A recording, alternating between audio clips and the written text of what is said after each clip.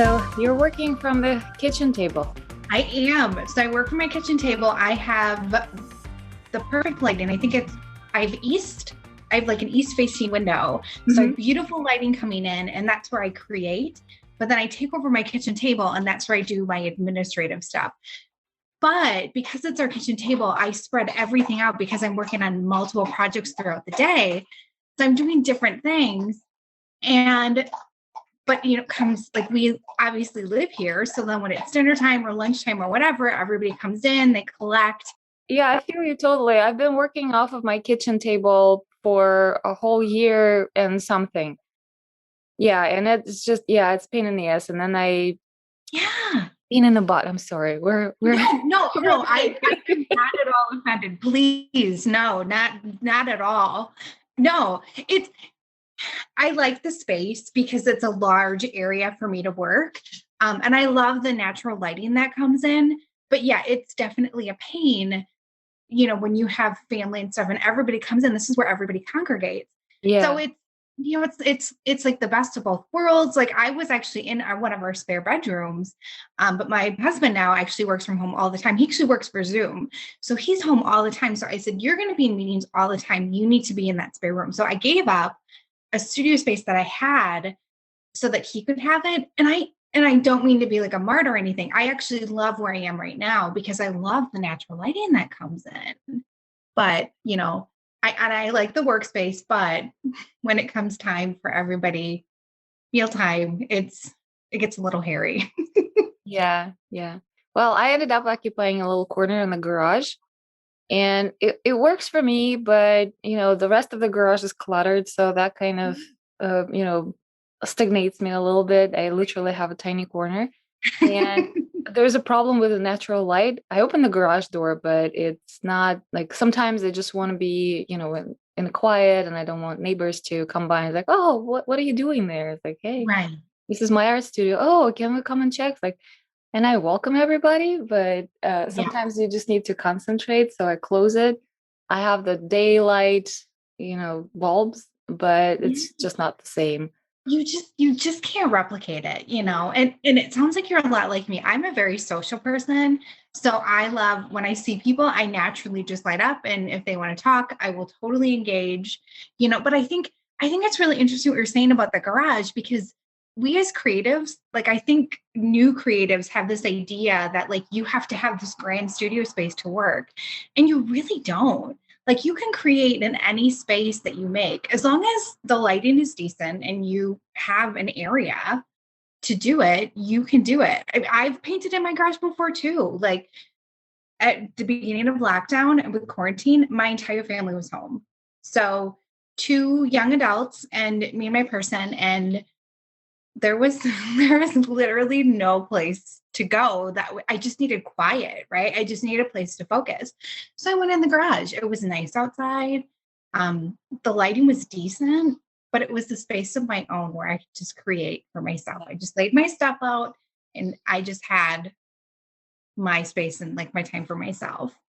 It wasn't glamorous, but you know what? It worked. Yeah. But we kind of jumped a little bit ahead of ourselves. Sure. Yeah.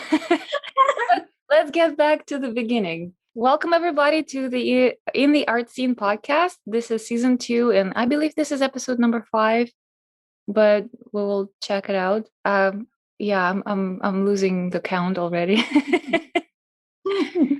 And my name is Galina Marcus, and I'm talking today to a wonderful artist with whom I found our stories are so similar, and that will be probably my first question. But why wouldn't you introduce yourself? Sure. So I'm Jenny Jakl. I'm an abstract artist from Wisconsin. I am a corporate executive turned creative. So I spent my, after I graduated from college, through up until about just a few years ago, I was working in a corporate setting and just basically just burned out and found myself creating again. And throughout that creative process, just kind of all of these things came to light. Like it was a healing process and there were so many different pieces. So that's high level my story, what I'm about. Yeah, and when we had that other conversation the first time and you started talking about how you've been working in the corporate setting, how you were climbing the corporate ladder, and you work in marketing, and how you were burning out, and your creativity was stagnant. And I was just, mentally checking the boxes. Yep, yep, yep, Yes. that's me. That's all about me. That's all about me. And I am wondering how many stories like that out there. Because I feel like many creative people are either making a compromise, Mhm. and having a job that has nothing to do with creativity to pay the bills, um, or like us, in the situation where creative job is not a real job, or was never considered a real job, whether it's something that they believe themselves, or something that their surrounding and their families, I don't know, the society told them. uh, so they chose the more quote unquote appropriate way, Right. right? So from what I understand, you have been creative pretty much since childhood. Is that right? That's correct. Yep. Yeah, I've had creative members in my family, my grandmother, my great grandmother, babysitters. We created a multitude of different things, crafts out of yarn, making beads out of paper. We've, and just creative, like, and doing puzzles and different things like that. Um, my parents were always really getting us gifts and items to help us nurture that creativity. We always had supplies around the house. So we could always be creative. So that it was kind of nurturing for us to always be creative and be making something. The school that I went to also, we always had to have like an art class and stuff. So we were always creating at home, at school. And then as I got older, same thing. You either had to take like an art class or like a band or music class. I'm not really musical or musically creative, so I went to the art. And that's when everything really started picking up for me. And that's when I really noticed that there's actually really something here. Um, just, creating. And I was doing a lot of like landscapes and realism drawing. And I really enjoyed it. And it just, something about it just really clicked with me. So that's when I really got the feeling that there's something here. There's actually something about this that I'm actually good at. I can actually do this. I never thought about it like that before. So, and when it was the time for you to choose the education path, what did you choose? So I had an interesting career because I went to a high school where during your like your senior year, you could take classes at the technical college. So I spent half my day at the high school and I spent the other half at the technical college. And then I graduated and I went to the tech and I got my associate's degree because I just wanted to get a job right away. And I heard from a girlfriend of mine that there was a local corporation that was hiring. Great company. This is the company I actually spent most of my time with when after I graduated from college.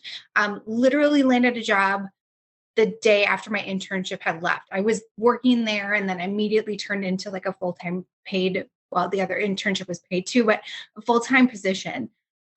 So that kind of started my career. And then I got kind of sucked into the corporate world. And then it was like, What kind of work were you doing? I was doing administrative project work. So and I came in at a really, really interesting time because literally my first week there, they were talking about doing a downsizing. And the company was going to be making some changes. And I literally had just been there a week. So I had no idea. This was the first time I had seen or heard anything like this. Little did I know I would spend time with that company over, like a 5 or 6 year period, and I would be downsized at least twice. Um, so it was a good starter job. It was a great job because it paid my bills. It had great benefits. And it was like the ideal job anybody would want to land getting out of college. And then what happened? So then fast forward a couple of years, some changes happened. I took a different position. Um, I was on the outside looking in. My position was eliminated. I kind of knew it was coming too because changes were happening. So then this the way everything just kind of happened, that was just really interesting. I kind of took a step back and I was like, okay, so I'm going to be honest, like with myself, I'm completely exhausted. I need to change things up. And I looked into some art teaching opportunities in my community. And lo and behold, I reached out to one place and they said, yeah, come on in. And I met with the director at the time. And basically, within like by the time that I left, I was offered a job to teach art classes. And I taught art camps. And it basically opened a door that, or it was an opportunity that wasn't there before. And that kind of led to another art teaching opportunity, which led to another art teaching opportunity, which ultimately led to me creating art again, selling at art fairs, and doing like solo gallery shows and stuff. So it was totally like everything came full circle and it brought me back to art that first time. The interesting thing is, corporate came calling again. That same company that had let me go, it was a different position in a different department. Somebody else that I did actually work with. I helped them out a little bit. Different position. They called me back and they said, "Do you want to come back? You know, you can just come back part time." And again, it was, the money's really good, the benefits are great, and it was like it's a really Yeah, hold that thought. I have a okay. question. I have a Yeah, question about your teaching opportunities. So you just, on a whim, with no teaching experience or BFA, just came in the door and said, "I want to teach art," and yeah.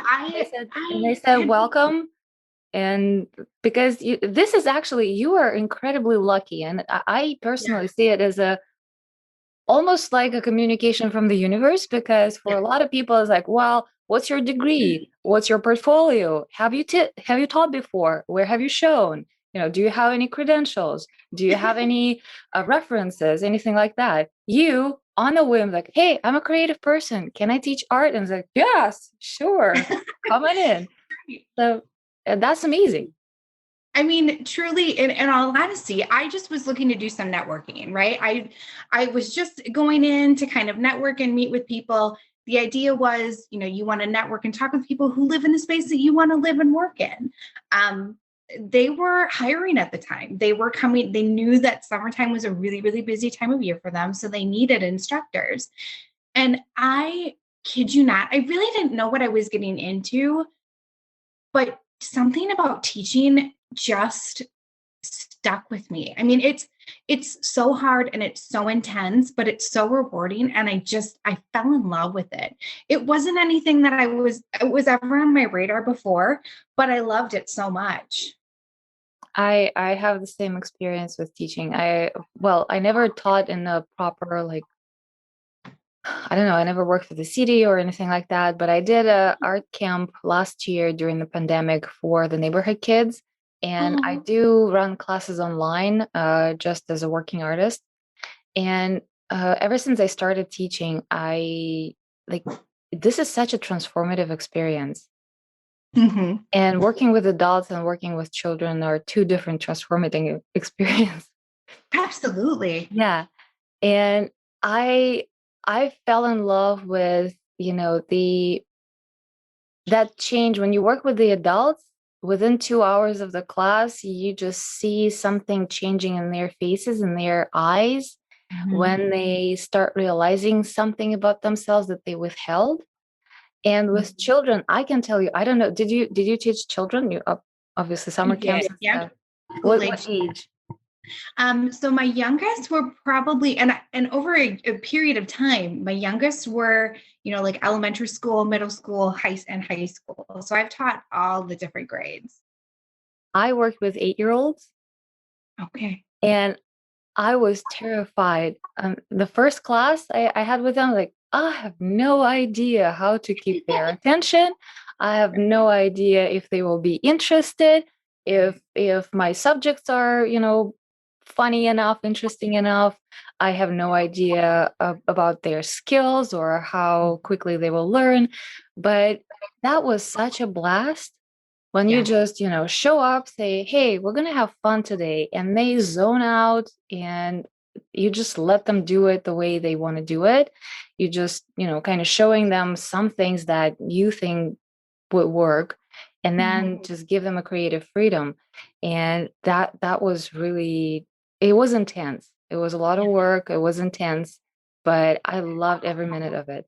So what was your best story? I don't know. Do you have anything like that to relate with your I students? think so. There was one little boy that he had had a learning disability, and I was teaching summer camps. So Uh-huh. I would be teaching a new camp every week. They were like a week long camp, and he came into my one of my classes, and I'd never seen him before. It was the first time we were doing it in our camp together. And at the end of the week, mom came up to me and she said, "I have to tell you, my son is enjoying his time with you so much. He's connecting with you and he's creating, and like I've never seen him create before. We have such a hard time getting him to focus. He's a very creative person, but you spending the time with him and just him being here and this experience has been so beneficial."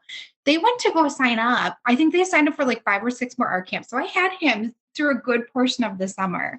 I mean, you teach because you know what I mean? Like for me, it was just I just need to immerse myself in this world, but you have no idea the people that you're going to meet or the impact that you're going to have. And there's something so beautiful about sharing what art does. I feel like for us as creatives, sharing that with other people.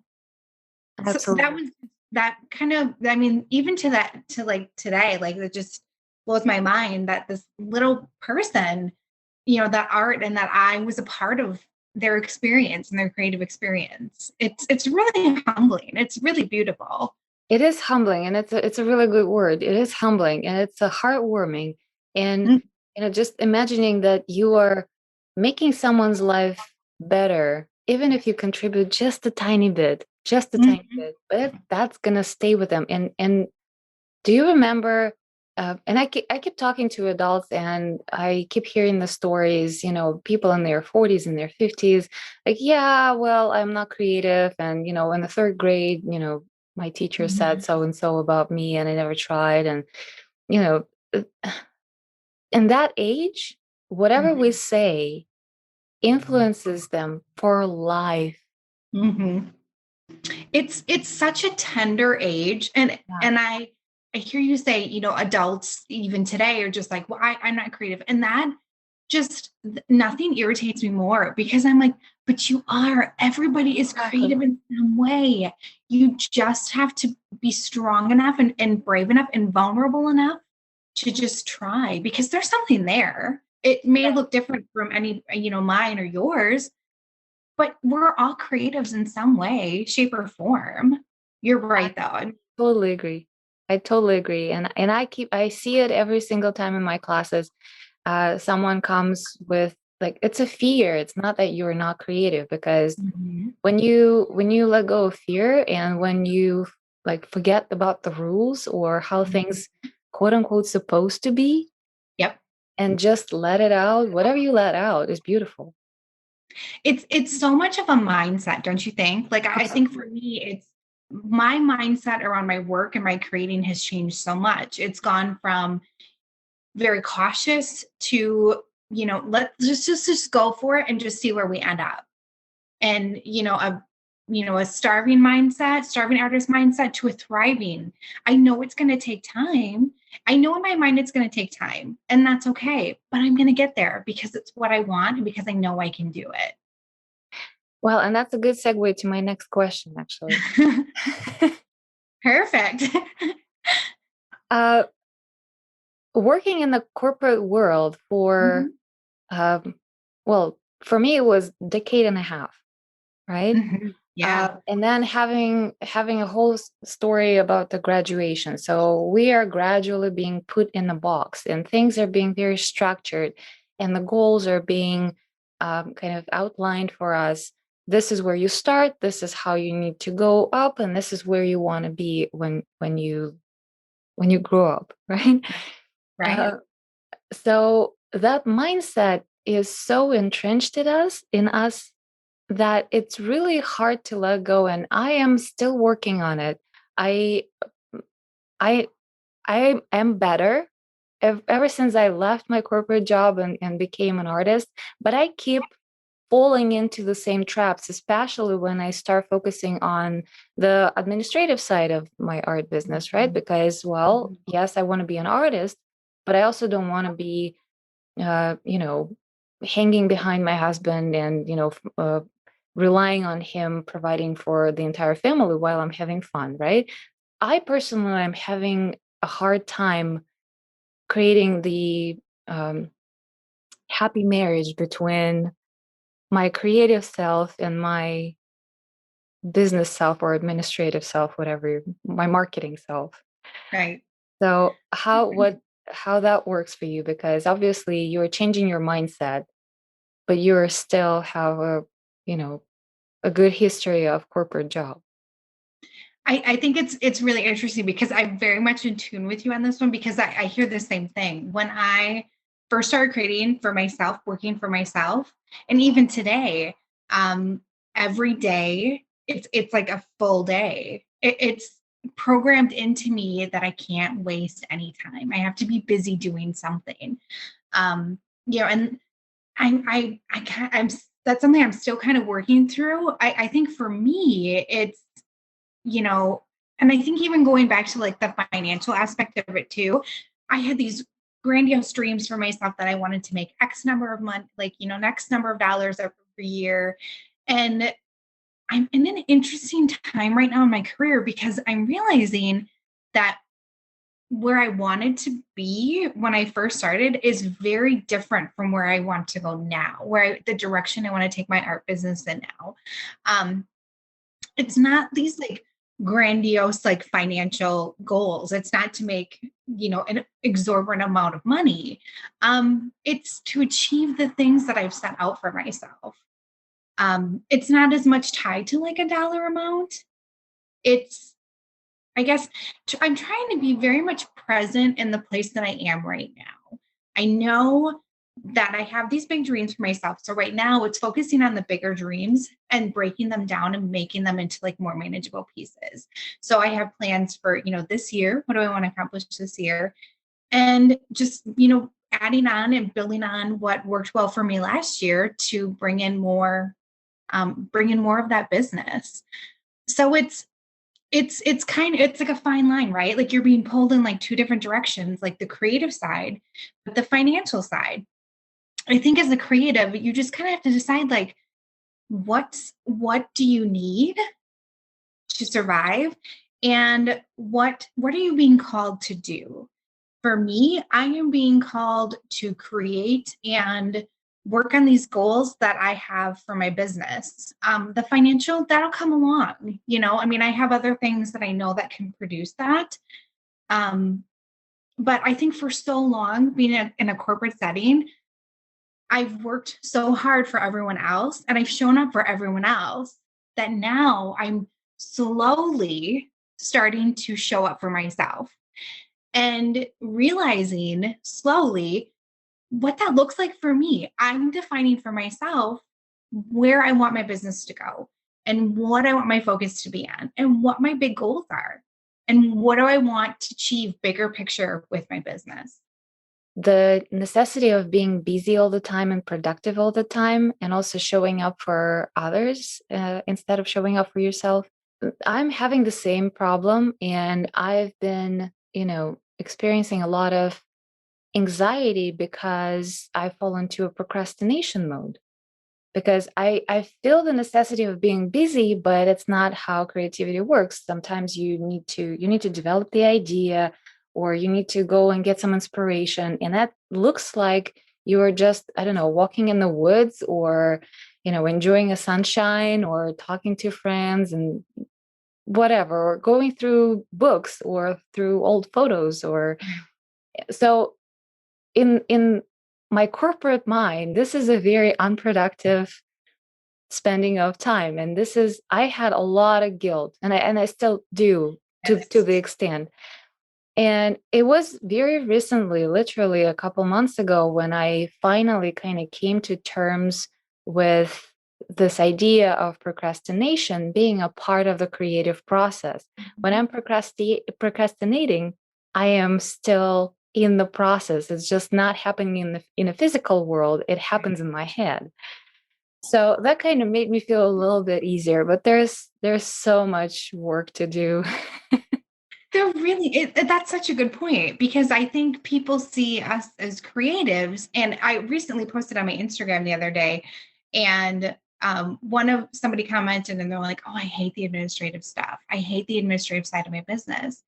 And in my head, I'm like, I genuinely love the administrative side of my business. I love the organization. I love the task completion. I love the planning. I love the processes. That's how my brain works. I love the creative side, but in a way, the administrative stuff is also very creative for me. You can't run a creative business without doing the administrative stuff. It's so much. There's so much involved in both, that you really can't have one without the other.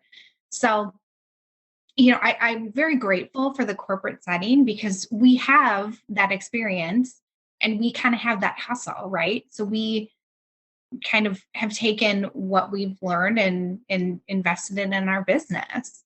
But it's very busy. It's busy all the time. And I always feel that drive, that hustle, like all day. You got to keep going. You got to keep plowing. And it's hard at times to just make yourself rest, but you Yeah. need to.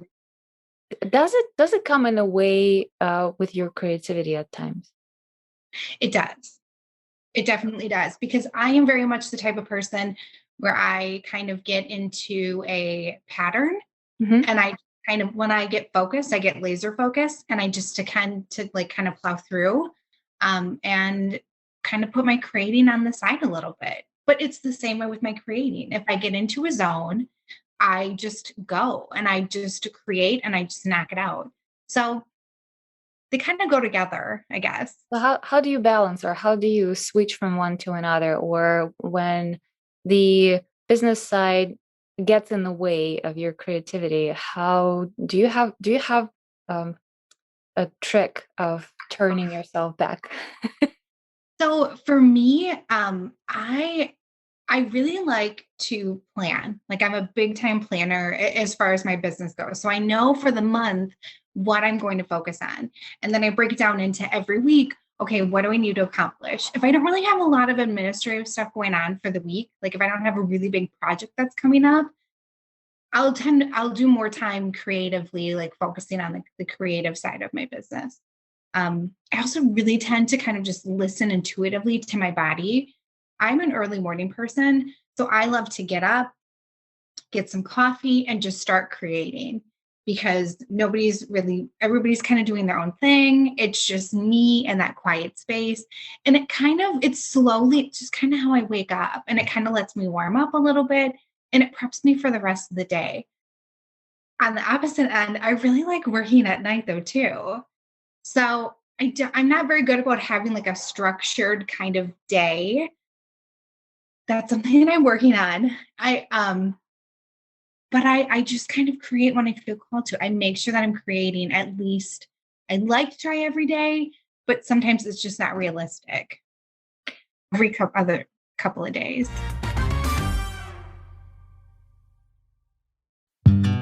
Let's take a short coffee break. Producing this podcast sure takes a lot of energy. Would you buy me a coffee so I can continue doing it? I would really appreciate it. The link is in the show notes and on our website, intheartscene.com. Thanks for supporting our show.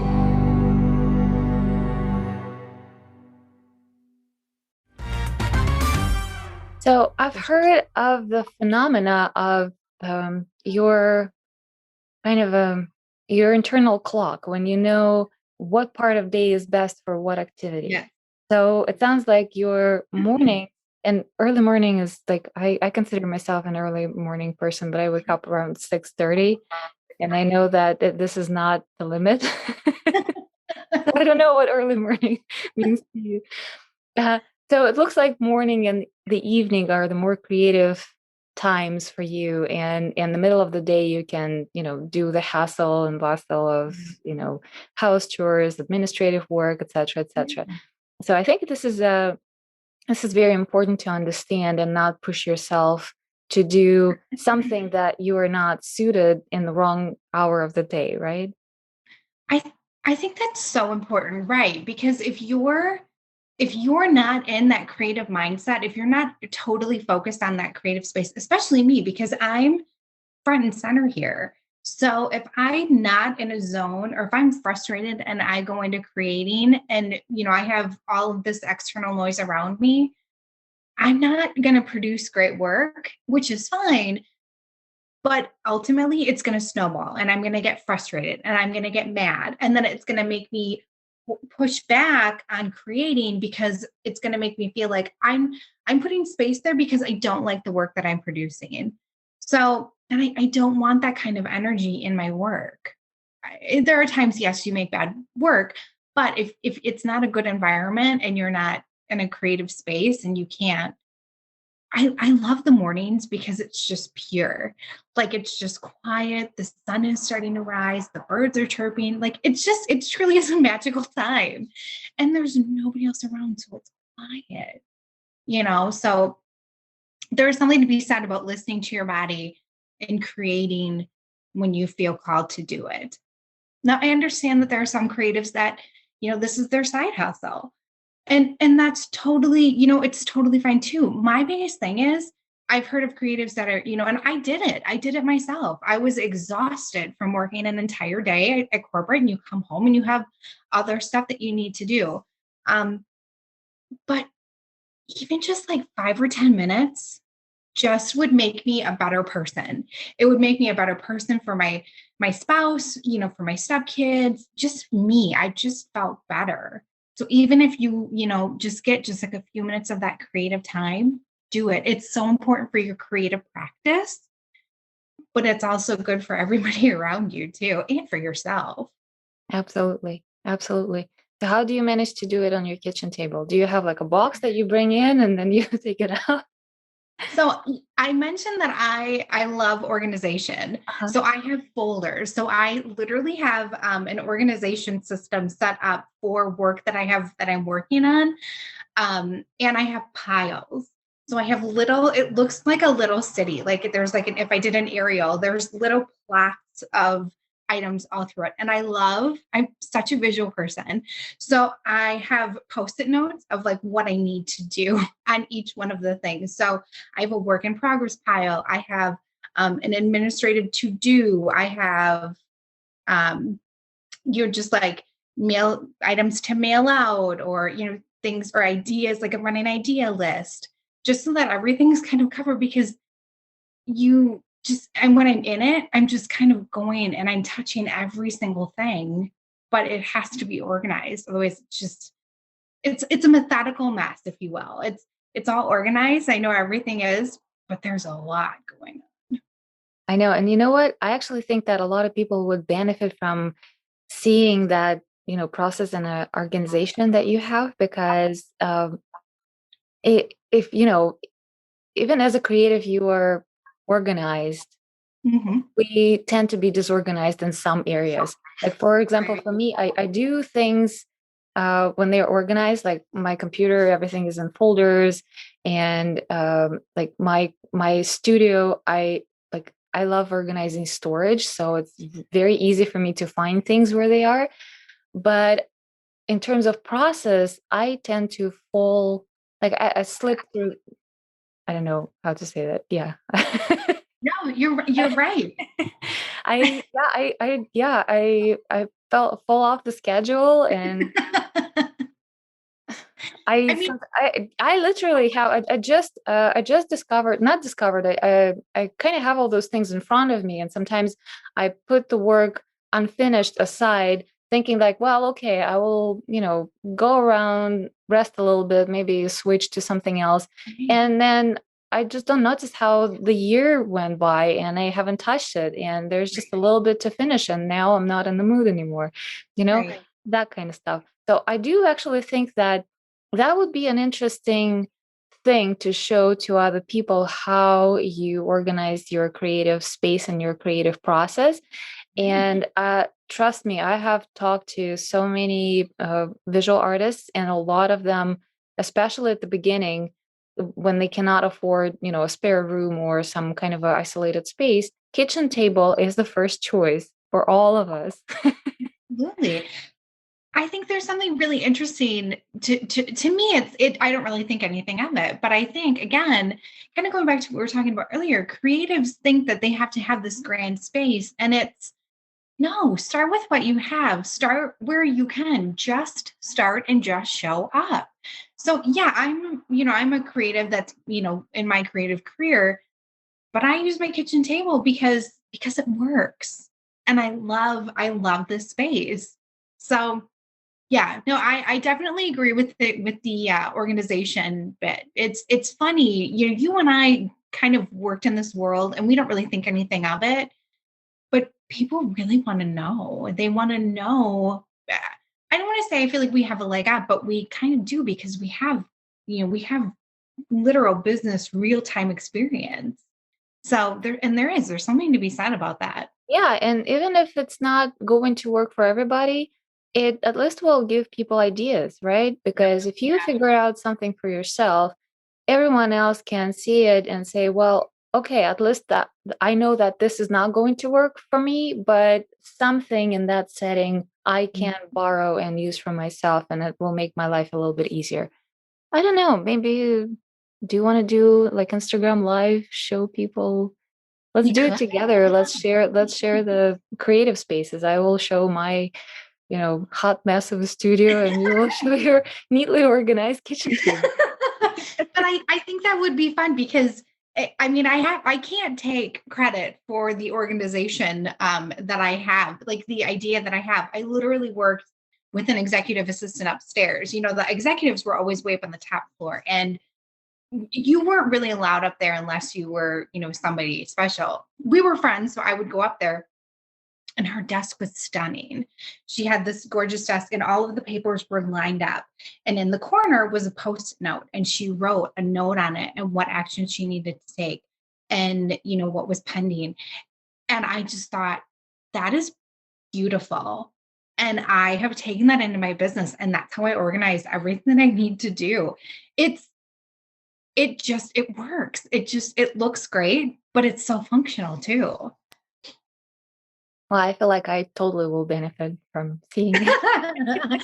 Yeah, an Instagram live would be fun. We should do that. Yeah. Okay. Let's schedule it. We will do Perfect. Okay. it. We have plans for the future. Um, well, why wouldn't you finish your story? Because we kind of, stopped in the middle, and I started asking questions about you teaching. But you came to the point in your story when you were teaching and you were having a lot of fun with it, and actually succeeded to the point that you were having your personal shows, and teaching opportunities were coming through, and then you got a call from the same corporation asking you to come back for another position, Right. and that sounded like a good idea. So what happened from there? So I got a call back from that same corporation, and people are probably thinking, oh, why would you go back to a company that eliminated your position, once before? It was honestly, it was the perfect opportunity. It was part-time, so I could continue teaching my classes and, work. Um, it was great. It was an excellent opportunity. I loved the person or the people that I was working for. But in the background, my marriage was struggling, and it was kind of, honestly, it was falling apart. So I slowly started to see myself like drifting away from the art and more into the corporate setting. The job demanded more of my time. And so I had to slowly over time say goodbye to the art. I ultimately closed up my business. I reduced my hours and ultimately had to quit my teaching jobs, because then I was on my own. My ex and I divorced. We went our separate ways. And I had to focus on myself, and I had to provide for myself. So I went back into the corporate setting full time. And I didn't not love it. I actually loved what I was doing. I loved the people that I was working for. It was a very innovative opportunity. It was a very innovative job because I was doing a lot of problem solving. And I feel like as creatives, a lot of our daily duties are just problem solving, right? Whether it's creating or it's the administrative stuff, it's Exactly. solving Yes. problems. Exactly. So, I mean, I loved it. I absolutely loved it. And then an opportunity came up and I took a promotion, and that job really burned me out. Like it was really, really bad. And then the opportunity came up for me to leave, a voluntary severance. So I took the severance package and just, I knew I was going to do it. So I saved up months in advance because I didn't really know like what my next step was going to be. And I was looking at some opportunities, and teaching came up again. So I took the voluntary severance. I took a job teaching, but teaching was different this time. I was a little bit older and it was really exhausting. So I just was like, I don't really know that I, necessarily wanted that this is something that I want to do full time again. So I said goodbye to the teaching, took a different opportunity in marketing, and that one really burned me out, like really, really bad, and started creating again at night. And then just everything else just kind of snowballed and it fell into place. And here we are. I Unfortunately, the pandemic hit, and then I said goodbye to that other position. And I've just been creating for myself since then. Well, you see, girl, the universe keeps kicking your ass back into creative world, right? It really does. And had I known, and it totally is, because I'm such a person where I'm very in tune with what the universe is telling us. And there are times where I've thought, oh, Jen, if you just would have stayed creating, where you were, and if you would have just continued to be so much farther. But at the same time, I'm like, no, that wasn't part of your journey. That wasn't what was meant to happen. You needed these other experiences. You needed this because where I am now, I've learned so much more and I'm so much more confident. And in a lot of ways, like I just don't really, the things that mattered then don't really matter as much now. You know what I mean? My person is so supportive of me and my creative business, and that was huge. You have to find people in your life, and you have to have people in your life that support you in your vision, and you have to talk about it. You have to share it with the world. You have to scream it and manifest it, because that's there's power in that. And yes, the world has definitely kicked my ass and said, Jen, this is where you got to go. This is where you're meant to be. This is the path that you're meant to be on. I don't know where it's going to go. But I have big dreams for it. And I know that I'm going to stick with it, and I'm going to see where we go. And I totally resonate. And again, like the first time we had a conversation and today, I keep checking those boxes for myself. Yeah. Yep, that's exactly right. And I totally agree with you about having a support system. That it is huge. It's absolutely huge. I'm so grateful for my husband who's letting me do what I do now. And that's my second marriage. I went through the painful divorce, so I can relate to that as well. And having accumulating those experiences that are helping you today. Like if you started our career, I don't know, 10 years ago, it probably would have looked very, very different. And maybe you have skipped a few failures along the way, at least on the administrative side of things, right? By just having that experience. So yeah, I totally relate to that. I think, and there's so many creatives that are in this space and that I know of, and they have a full-time job where they're working, 9 to 5 during the day. And I get it. And I get at times that it's really frustrating. But in my head, I'm like, take note of this experience. Take what you're learning and implement what you can into your business. Swipe ideas. You don't need to reinvent the wheel. See what's working and see how you can apply it to your business. it's your side hustle, but it's like, I like to think of it as like plate spinning, right? Like Yeah. you have one main plate that's spinning, and that's your full-time job. But then you have the side hustle, so it's, you got to keep them both going at the same time. So it's like putting effort and like putting enough energy into both. I just, for me, it was the biggest thing. Like my biggest epiphany is like, for years, I showed up for someone else and I invested all of this time and energy in someone else. And the realization hit of where I was and where I wanted to be. It would take me my entire career to get to where I wanted to be. And that's when I said, no, enough's enough. I have to go. And that was my breaking point. I was just like, this isn't it. It's like, that was my wall. And I knew I have to go somewhere else. So, but I wouldn't change any of it. I really wouldn't. I mean, the company was an excellent company and it did right by me for a long, long time.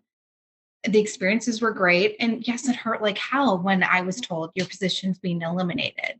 It hurt so much because that defined me.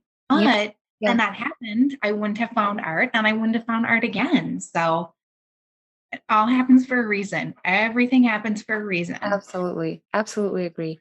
So I just want to share like my current experience. This year I took a part-time position at the local print shop that works with artists and photographers.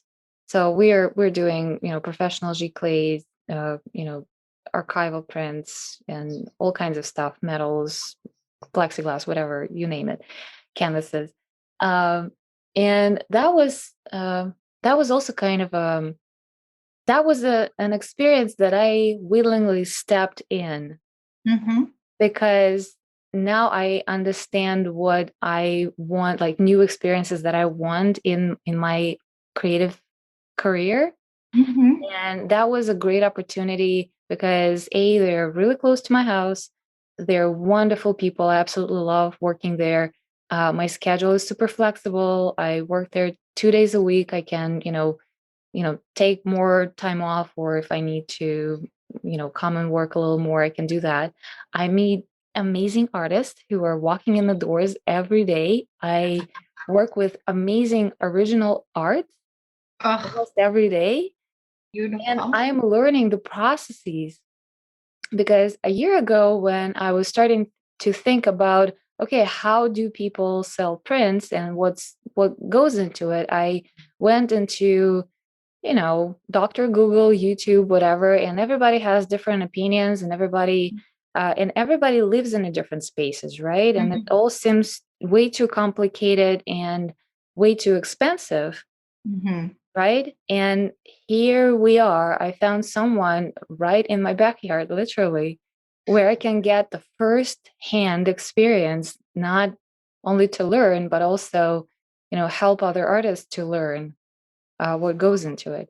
So that is like, I'm super happy about it. But it's 180-degree from the corporate job because I worked in marketing for 15 years. So I literally was sitting on my chair for 8, 9, 10 hours a day staring at my computer. Um, Now I barely get to sit. It's a very physical work. It's a labor. But I'm having so much fun, and I so appreciate the experience, and I so appreciate people I work with. It's amazing. So that's That's kind just of a That is so fun because I think that's part of it too, right? I mean, as a creative, it doesn't have to be one or the other. We have so many creative outlets. So if you want to have an outlet, where you're doing something like that, it sounds like a great experience, great people you work with, flexible, super close by. That's wonderful. That's so great. I used to be like a docent at a museum, and it was an experience I had never done before, but it was so fun. It was, you learn about the art and you meet different people. It's all about networking. I mean, yeah. networking is huge. And it's kind of an interesting time. I mean, I feel like things are now starting to open up a little bit, but networking is so huge. I mean, that's honestly, that networking opened up all of the doors for me when I first started. So if you had to supplement income or if you feel like you need an additional experience that you not just get to learn from the screen or from the paper, that you need to immerse yourself into, what would be your choice of job on the side of your art career? My heart, and this is an opportunity I've been thinking about, and I've done a little bit of networking. Um, I've taught, younger kids and school age kids and stuff like that, but I would love the opportunity to work with senior citizens, to go into a facility and just make art with them. I've done a little bit of volunteer work with them before, and I just think they're an age group that is just kind of left behind and at times forgotten. And they've always just had a really special place in my heart. We have a neighbor who has had some health issues, and I checked, and we've been in contact and stuff. But just like I feel like she's so precious, and I just want to help her in any way that I can because she's on her own. So I think senior citizens are just, they're people, and I think they kind of get left behind, but they have things to say. And I think art is such a healing experience, and it's such a beautiful experience. The opportunity to work with them and just create, and just no holds bar, just make a mess. Just make a mess. Don't worry about the final product. Just create. It's so healing. It's so therapeutic, but it's conversational. It's social. It's, to me, that checks all of the boxes off, um, for, just like a wonderful experience. Yeah, I agree. Yeah, it is very social. You're right. Mhm. Very communal, and it's Yeah. a way of communication. And I feel like more than anything in the senior living facilities, people might feel lonely. Right. Yeah, We that is used to such volunteer. wonderful work to do. Thank you. I think it would be, I just think it would just be such a beautiful experience. And that was one of the things growing up, we would always go to nursing homes and we would sing Christmas carols and we would always visit. So it's always kind of been there. They've always had a special place in my heart. But I think too, you had asked me originally, about being a creative my whole life. My grandparents were always creating with us. So in a sense, it's like you kind of want to pay it forward, right? Hmm. I feel like they're a group of people that are just kind of left behind, and nobody should feel like that. Everybody should be able to have a healing, loving, joyful experience, and art does that. I agree. Well, all the powers to you. Thank you. Thank you. We're manifesting good things for that space. Well, we've done, quite a bit of manifestation today. The powers of manifestation. I believe it. I I do truly. too. Well, to wrap this up, there are two questions that we ask everybody who comes on the podcast, and it's about how to enjoy being an artist and how do you see success? What does it mean to you? Okay. So first of all, how do I enjoy being an artist? I I love, like I mentioned before, I love the administrative side. I love the creative side. I love that I'm in control of everything. So, I mean, I would be lying if I said that there's a part of my business that I don't enjoy. I enjoy all of it because I think for me, it's such an awakening experience. It kind of goes back to, I'm showing it for myself and I'm doing this for myself. And that whole thing, everything that I'm doing, it's feeding into that bigger dream and that bigger goal for me. Um, so just everything that I'm doing, because it's pushing me one step forward to, move myself forward, to move that momentum forward. And now what was the second? It was success. What does success look like? Okay. So for me, I mentioned I have, high level, big dreams, big goals. Um, I guess I'm very much like a day by day kind of person, just checking off things on that list. It's not, we talked about it a little bit before. It's not like a financial. It's what do I want to achieve and where do I want to go and where do I want to take my business? So it's showing up for myself and crossing things off of that list that I really want to accomplish in my business. I'm very much a person where I celebrate the small things, little wins are big are wins regardless. It doesn't matter what size. So I celebrate everything because I feel like it's really important because we are the cheerleaders in our business because if we don't celebrate the little wins, who else is going to? So little wins are really big successes. Every little thing is a step forward. So yeah, I think every little thing. Well, that's wonderful. Um, are you willing to share what the big goals and dreams are for you? um, so one of my biggest ones is to do album cover for an artist. Ooh. Like my husband is like really big into records, so our house is filled with records, and you see these gorgeous records, and I would love to do album art one day. I would love to get into like a licensing kind of agreement where you do, like coffee mugs or Mhm. notebooks, something like that.